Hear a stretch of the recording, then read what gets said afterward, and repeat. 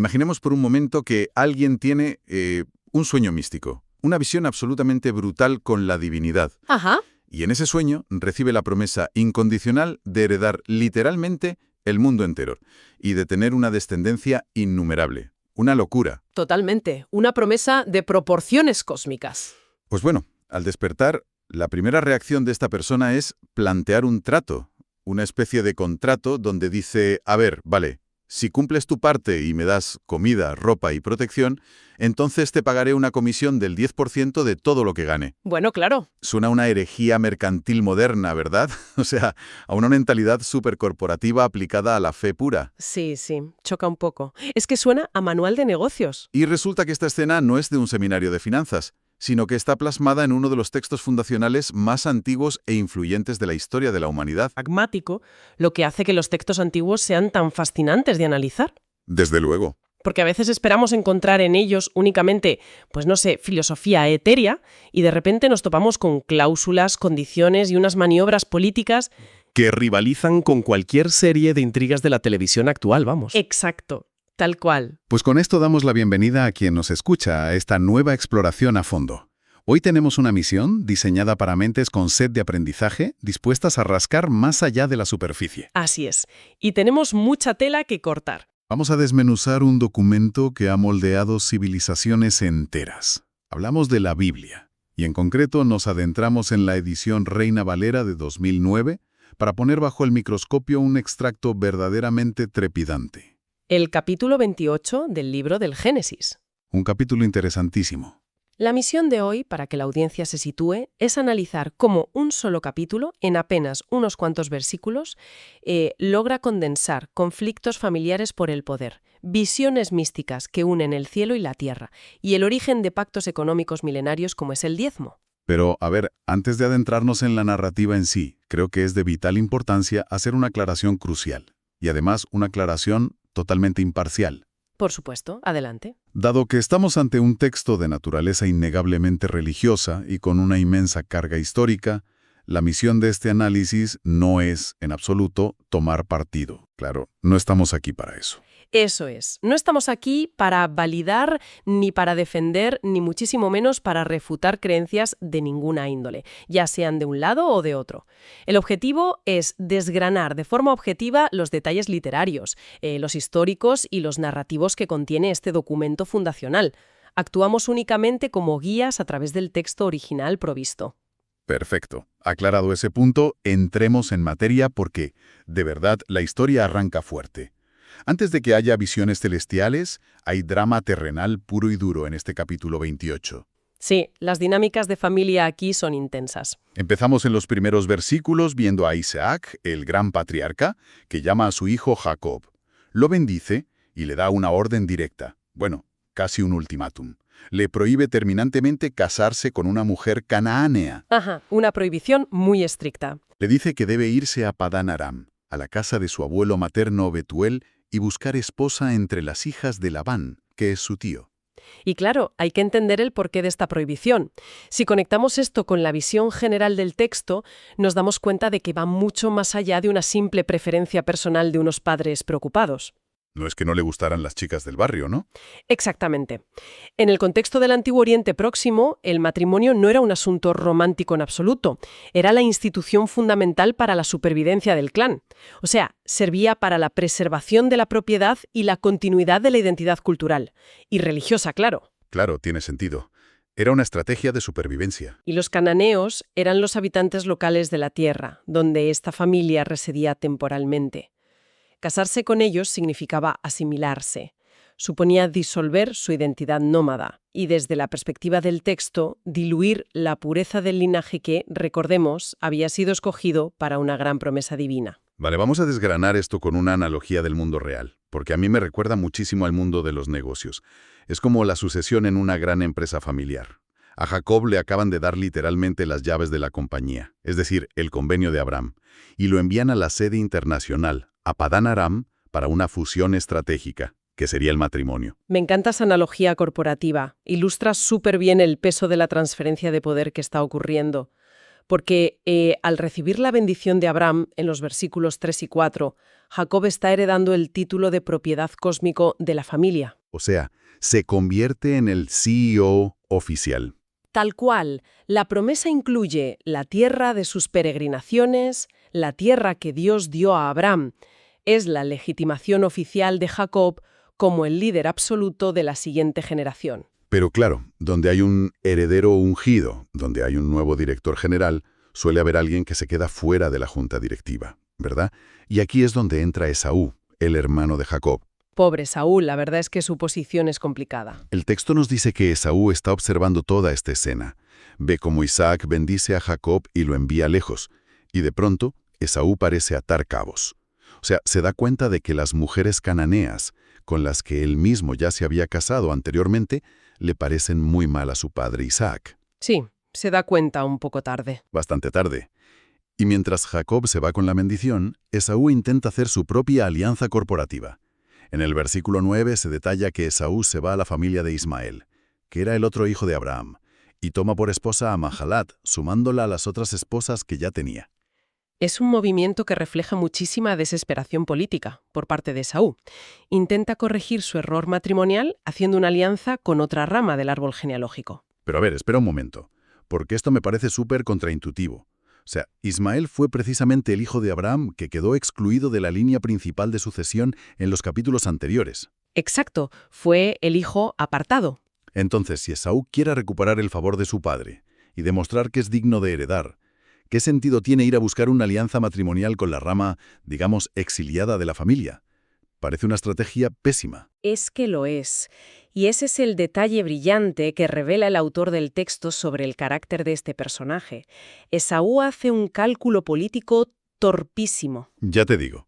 Él sabe que las mujeres locales, las cananeas, están vetadas, y sabe que debe buscar esposa dentro de la sangre de su abuelo Abraham. Pero, en lugar de hacer el arduo y peligroso viaje de cientos de kilómetros hasta Padán Aram, como le han ordenado hacer a su hermano Jacob, Opta por el camino fácil. exactamente, opta por la solución cercana y cómoda.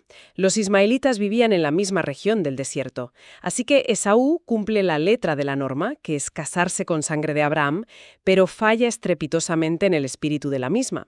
Demuestra una vez más que no tiene la visión a largo plazo que requiere liderar este clan. Madre mía, menudo panorama familiar. Bueno, entonces mientras Esaú hace estas maniobras de control de daños en casa que le salen bastante mal, dejamos un poco la intriga palaciega y seguimos a Jacob. Porque con esta salida al exilio, huyendo y lejos de la protección y la riqueza de su familia, el relato da un giro brutal. Sí, el tono de la historia cambia radicalmente aquí. Pasamos de las altas esferas a la vulnerabilidad total. El versículo 10 sitúa a Jacob saliendo de Bir-Seba hacia Harán. Llega la noche, el sol se pone, y se detiene a dormir en un paraje que el texto ni siquiera se molesta en nombrar en ese momento. Es como un no lugar. Y atención al detalle porque esto es clave. Coge unas piedras de aquel sitio y las usa como almohada. Se acuesta en el suelo. A ver, la elección de incluir ese detalle tan específico de la almohada de piedra no es para nada casual. Marca el punto más bajo en la trayectoria vital de Jacob. O sea, toca fondo. Toca fondo absoluto. Ha pasado de ser el heredero de una inmensa fortuna, alguien que duerme en tiendas opulentas, a ser un fugitivo en medio de la nada. Está expuesto a los elementos, a los animales, a los bandidos, usando una piedra para sostener su cabeza. Se ha despojado de toda seguridad terrenal posible. Y justo ahí, en ese estado de máxima precariedad y de desconexión absoluta ocurre. Jacob sueña. Y no ve precisamente, no sé, un oasis o una cama súper cómoda. Ve una escalera. Una imagen súper icónica. Total. Una escalera apoyada en la tierra, cuyo extremo toca el cielo. Y por ella, ángeles de Dios suben y descienden. Y en lo alto, la voz de la divinidad, de Jehová, que se presenta formalmente como el Dios de Abraham y de Isaac. Y le da unas promesas inmensas. Sí. Le promete la tierra en la que está acostado. Le dice que su descendencia será como el polvo de la tierra, expandiéndose al occidente, al oriente, al norte y al sur. Y lanza esta gran promesa: en tu simiente serán benditas todas las familias de la tierra. Y por si fuera poco, le garantiza protección personal constante en su viaje diciéndole: yo estoy contigo. Hay una densidad teológica verdaderamente abrumadora en esas palabras. Se está ratificando ese gran pacto cósmico del que hablábamos. Pero la imagen visual que lo acompaña es quizá uno de los símbolos más potentes de toda la literatura antigua. Y sobre esa imagen visual quiero detenerme, porque aquí es donde se pone realmente interesante la cosa. A ver, ¿por qué una escalera?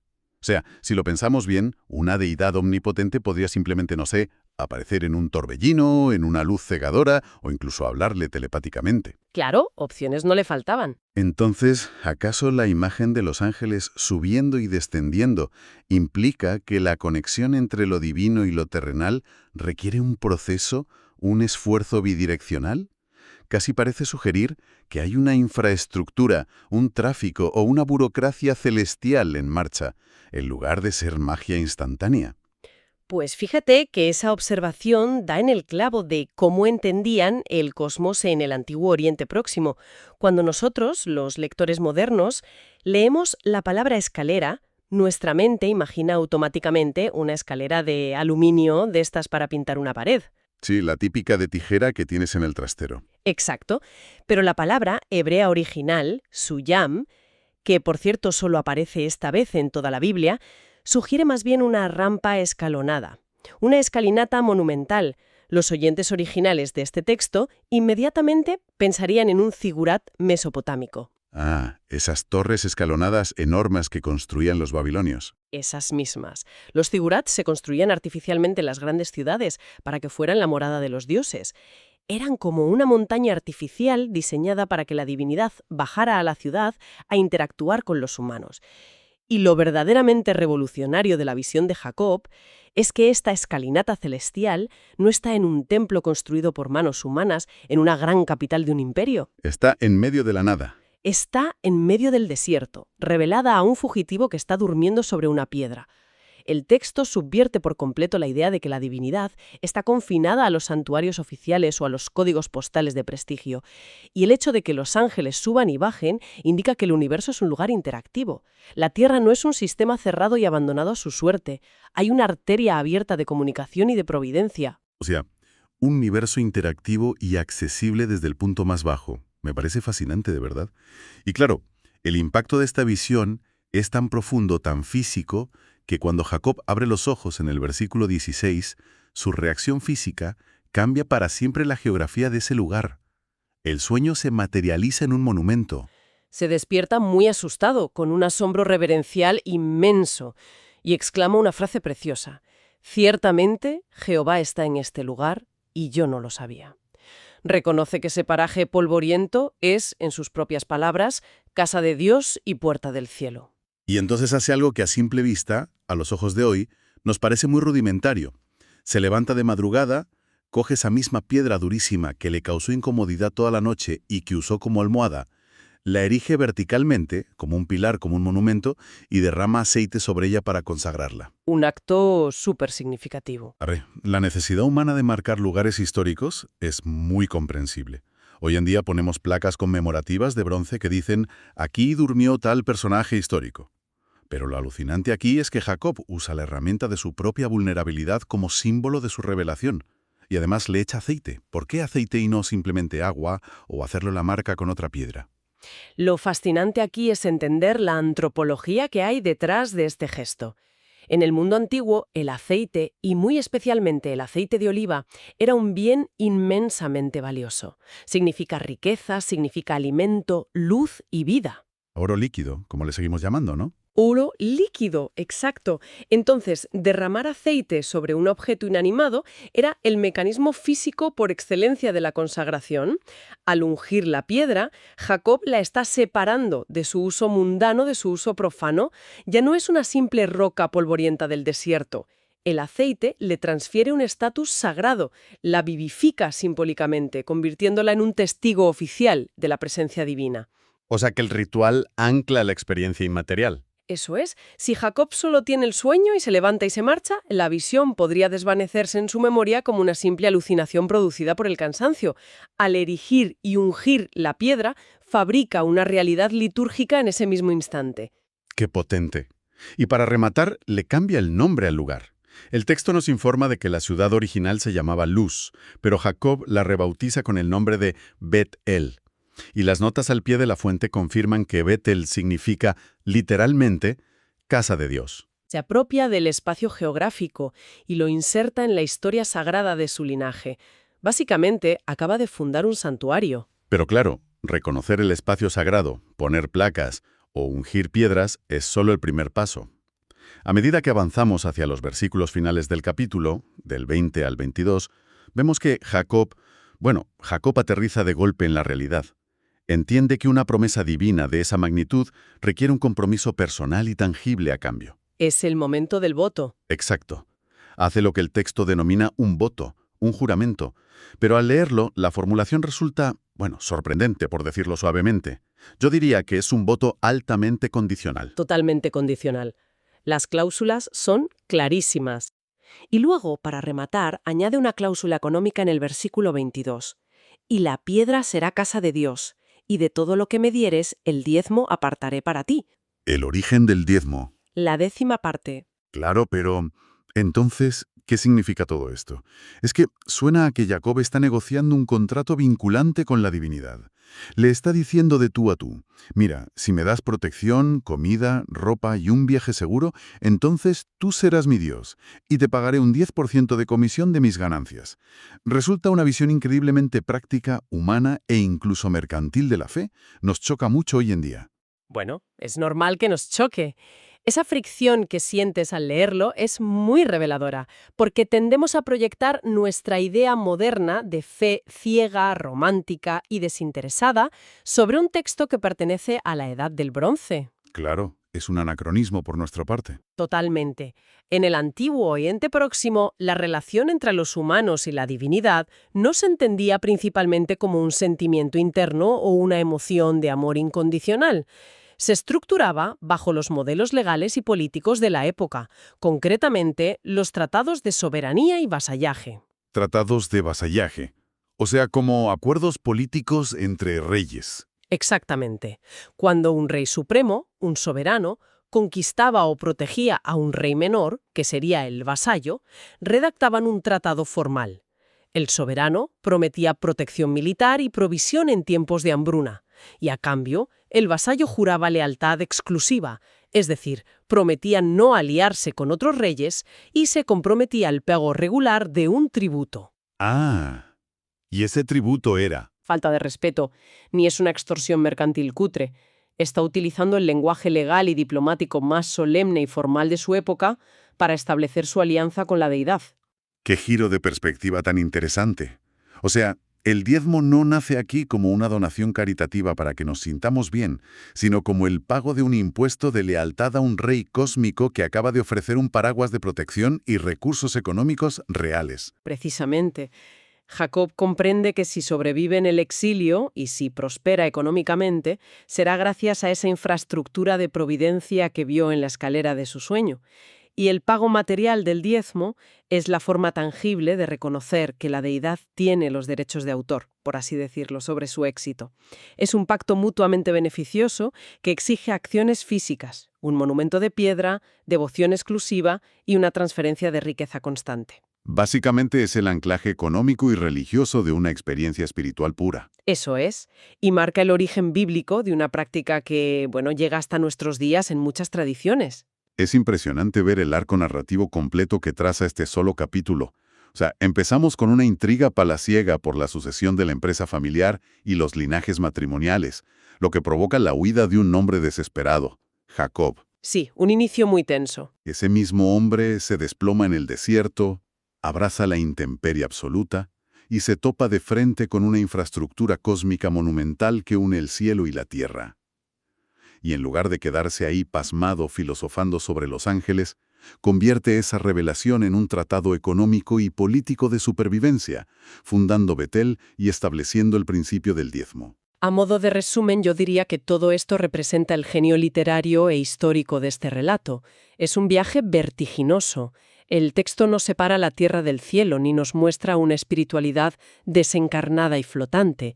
Nos enseña que las mayores revelaciones se entrelazan con el miedo real a ser asesinado por un hermano, con la necesidad de tener pan para desayunar al día siguiente y con porcentajes de ganadería. Es un mapa fascinante de la condición humana interactuando con lo absoluto. Ha sido un recorrido espectacular por un texto que, la verdad, a cada lectura revela capas mucho más profundas de complejidad psicológica y política.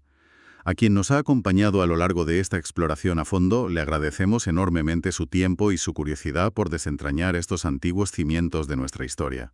Ha sido un placer desgranar este capítulo tan rico. Y antes de poner punto final y despedirnos, creo que vale la pena detenerse a pensar un momento en ese detalle de la almohada de piedra de Jacob. Al principio parece un simple apunte sobre su miseria, sobre lo bajo que ha caído, pero termina convirtiéndose en el pilar fundacional de todo su futuro. Es una metáfora preciosa, la verdad. Resulta muy curioso reflexionar sobre las almohadas de piedra que nos encontramos hoy en día en nuestras propias vidas. No es posible que los lugares o las situaciones de mayor incomodidad, aislamiento y pérdida de seguridad sean a menudo los sitios exactos donde nos vemos forzados a erigir los pilares de nuestro futuro. Es una paradoja tremenda, transformar la herramienta de la propia vulnerabilidad en el monumento de una nueva vida. Algo que sin duda da muchísimo que pensar.